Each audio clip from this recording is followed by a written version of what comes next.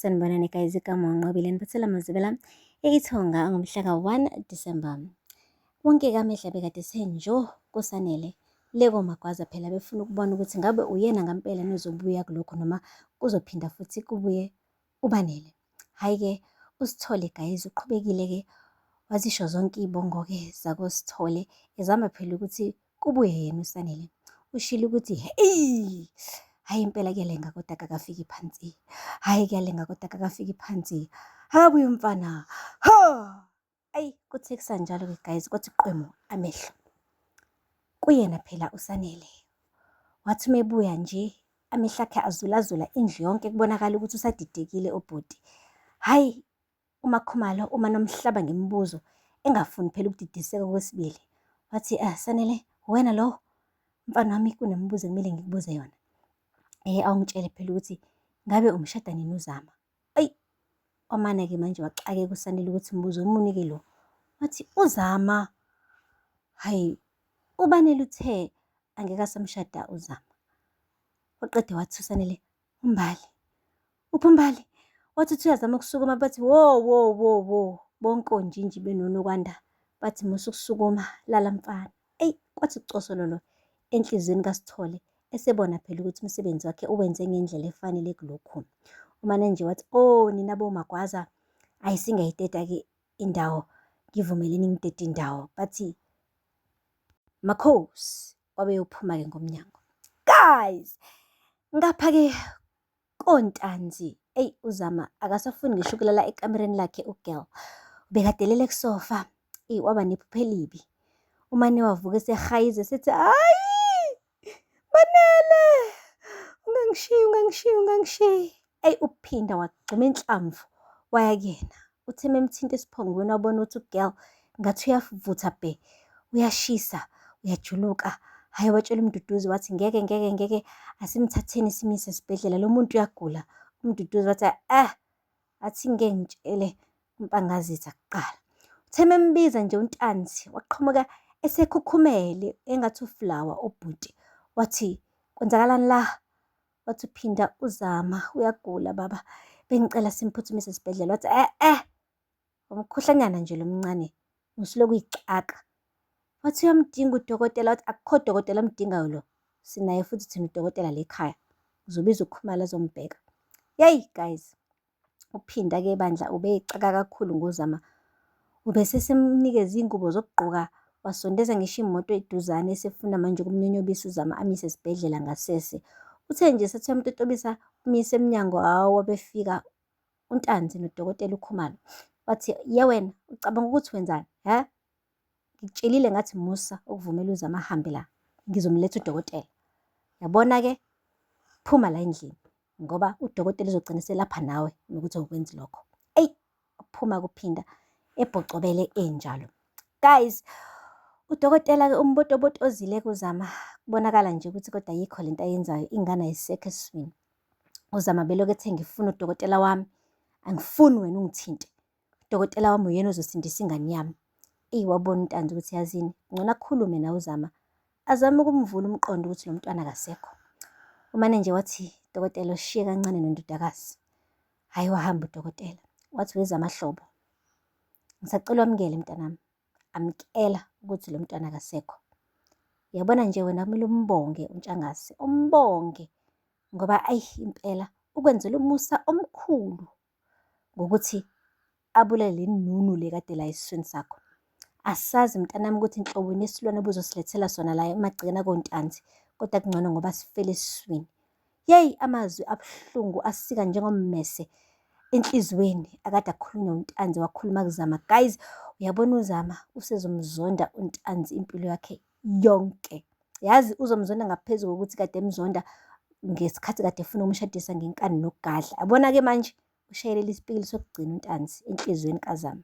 Sophinde amxolele guys. Yeyi akupheli lapho. Uphinde wabuya-ke guys kuZama ezomtshela ukuthi lento adlula kuyona angeke akwazi ukuthi amsize ukuthi ampholise kuyona, kodwa uyamthembisa ukuthi uyamzwela kakhulu futhi uyimisele ngokuthi abe umngani wakhe ambambe ngesandla kulo bunzima abhekene nabo. ufikile kuNtanzi wathi, wena angikuthumanga ukuthi ulokhu utatamisa uzama, ngikuthuma ukuthi umgade ukuthi angayilimazi futhi angasondelani nabantu bakaMagwaza kuphela. Wathi uPhinda, baba uyamdinga umuntu ozomsiza uzama, amuphe ihlombe lokukhalela. Wathi, lalela, kusiwona umsebenzi wakho loyo, lo uyahlanya ngekhanda, uloku ethi khona ingane engekho. Ngithi wena mgadeke angaphumi emagcekeni akuleli khaya, angasondelani noNtanzi futhi angazilimazi kuphela. Eyi, wamane wathi nje uPhinda, Zama, mina angeke ngize ngikuphathise okwesilwane, ngeke ube isilwane ekhaya kini uvalelwe, ngizoba umngani kuwena, noma yini oyidingayo khulume nami. Wathi, ngiyabonga Phinda, wena kuphela umuntu onendaba nami. Guys, ngiyasola ukuthi sengathi uZama benoPhinda bazobuyelana, mhlampe-ke futhi uNtanzi uzogcina emtholile umzukulu, kodwa-ke kulesi sikhathi-ke uzobe semthola kuPhinda, abeseyanyanya futhi, ngoba uzobe sethi kahle kahle nina niyenza kanjani lento, ngoba kahle kahle kufuze ngabe nosisi nobhuti nabandawonye nina niyifemili. Manje yini le niyenzayo, manyala amani lawa eniwenzayo? Okuchaza kona guys ukuthi vele vele ngathi uNtanzi unesikhwele ngoZama, ngathi akamfuneli nje indoda nje ezomthatha nje imenze unkosikazi, ufuneleke nje eyindodakazi yakhe, eyimbali yakhe nje, eloku intantala egcekeni ingunaphakade. Guys, asidluleke siyele koMagwaza. Hey guys, koMagwaza kushubile, uSanele akafuna ukukhulumisa muntu, akamnyanyele ukuthi akube kuhle uMakhumalo. Hayi, umane nje washo kahle ukuthi-ke mina ngisawubheka umbali. Efika nje wathi uMakhumalo, awusafuni nanokuthi ulinde kancane? Wathi nje qulu ngehlo, angafuni umphendula uMakhumalo. Efika-ke laphaya kumbali, eyi, umbali wamthinta ubuso, wathi yazi angikholwa ukuthi uwena ngampela lo. Wathi, sithandwa sami, imina. Ngendlela ebese ngikukhumbula ngayo, bengikhumbula iphunga lesikhumba sakho, ngikhumbula izwi lakho, ngikhumbula yonke into ngawe, futhi iyona into ebekade ngigcina ngiphila kulela khaya kade ngihlala kulona. Eyi, umbali guys wamane wabanda uGirl, wathi nje, eyi, kunzima, kuningi okwenzakalile Sanele, ngikubukile ushada uZama phambi kwamehlo ami, wakhetha yena ngikubuka, waze wahamba wamlethela amalobolo, wamtholisa ngisho ingane.